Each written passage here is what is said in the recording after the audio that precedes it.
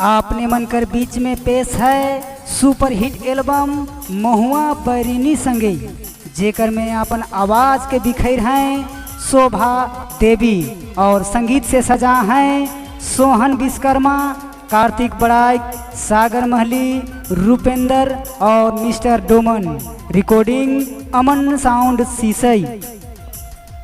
हे नंदी के भवाजी, हे नंदी के भवाजी, हे दुयो संग जरियाना, हरे दुयो रे मिली, गहा गजा मुना पानी भरना, हरे दुयो रे मिली, गहा गजा मुना